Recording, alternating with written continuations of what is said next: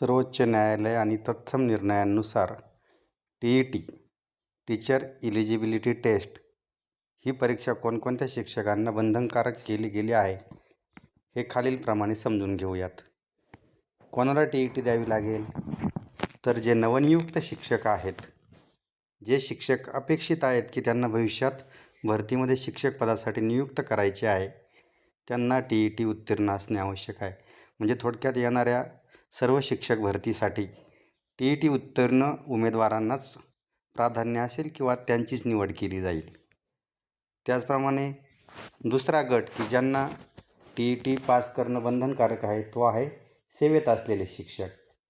म्हणजे जे शिक्षक आधीच सेवा करीत आहेत आणि त्यांच्या सेवानिवृत्तीस अजून 5 वर्षांपेक्षा जास्त वेळ शिल्लक आहे, त्यांना 2 वर्षाच्या आत टी.ई.टी. पास करावा लागणार आहे, नाहीतर सेवा सोडावी लागेल. जे शिक्षक 5 वर्षाच्या आत सेवानिवृत्त होणार आहेत त्यांना टी.ई.टी. पास करण्याची गरज नाही, त्यांची सेवा सुरू राहील.